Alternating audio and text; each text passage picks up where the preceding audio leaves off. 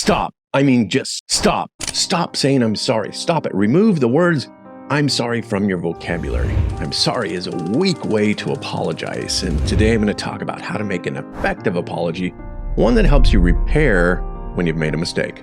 Most nice guys are poor apologizers, and the result is we don't actually get the outcome we want, i.e., she's still upset and you still feel like you're having to say I'm sorry over and over again.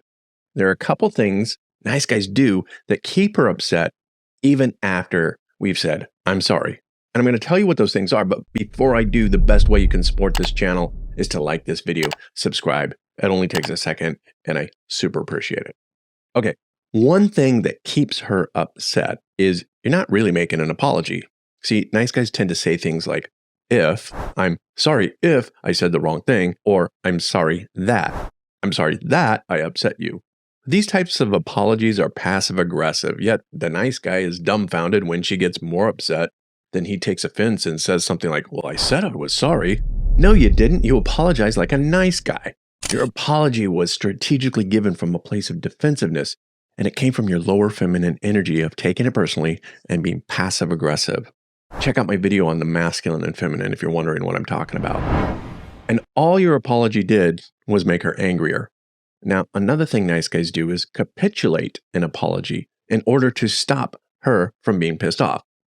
It's saying, I'm sorry without really meaning it. You just want to get her off your back. So you say, I'm sorry, not because you're actually sorry, but because you want to move on with your evening or whatever it was you were doing.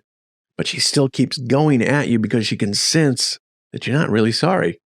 And she keeps telling you what you did wrong, trying to get you to understand what she's saying, and you keep saying, I'm sorry, and she tells you more of what you did wrong, and you say, I'm sorry, and this little dance continues until you finally blow a fuse, get up, walk away, and now she's really pissed, and you start ruminating of wondering why she is such a witch with a capital B. Yep, been there, my friend. It's 11 p.m., she wants to start an argument, and I just want to go to bed. Let's just say, I'm sorry, so we can get some sleep. Now, the problem is that each of these situations, you're not really saying, I'm sorry, because you're feeling bad about what you did. You're saying sorry because you're trying to get out of being in trouble. Now, the good news is I'm going to give you a formula for making an effective apology that you only have to say once. So, a little story. Back when I was just a young pup, fresh into my first marriage, my wife and I went to couples counseling. We were having some issues in our communication. Now, this was my first exposure to therapy. And we had a great counselor who helped us out quite a bit. And he gave me some advice that changed how I forever gave an apology. He said, the word I'm sorry is so overused that it means nothing. People say I'm sorry like they're giving out samples at Costco. Ironically, just a few days before, I was actually at a store and the cashier kept saying sorry after everything she said. Sorry, here's your change. Sorry, would you like a bag for that? Sorry, have a nice day. She said it as a habit or a filler word. So I agree, the word sorry should just be eliminated from your apology. Never say I'm sorry. Our counselor went on to say, replace the word I'm sorry with I was wrong. Now, I remember my defense mechanisms coming up and being like, I was wrong?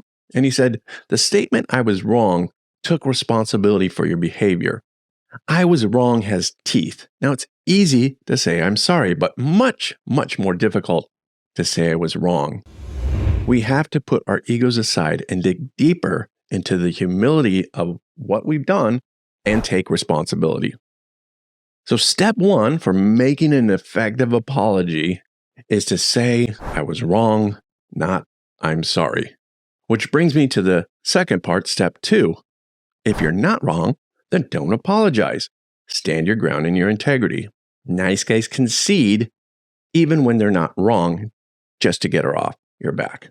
Here's how it often goes. She's upset at something you did, and she accuses you of doing the wrong thing and making her angry, hurt, or upset. Now, how do you know if you are actually wrong? This brings me to step three. You need to check your integrity. Ask yourself, did I have ill intentions, or did I do something that was against my own integrity? If yes, then own it. Yes, I did say I would call if I was going to be late. I was wrong here. Don't make excuses. Well, traffic was bad. Just own your shit. But do it in love. Even though I know I did my best, I can see you're upset. The next thing you want to do to check and see if you were in the wrong is to try to see things from her point of view. If you were in her situation, say waiting for someone, not knowing if they were going to be late or not, waiting for their call to let you know so that you can make dinner, how would you feel? Then reflect it back. You might say something like, I get it. I would feel the same way. I was wrong. Which brings me to the next step of an effective apology. Step 4, making repair. Maybe you weren't outright wrong, but you could have done better.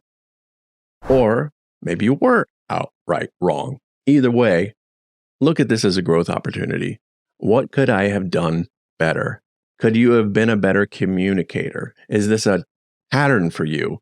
If you can't think of anything, ask her, is there something that I can do better next time? The point of an apology is always to work towards repairing what happened.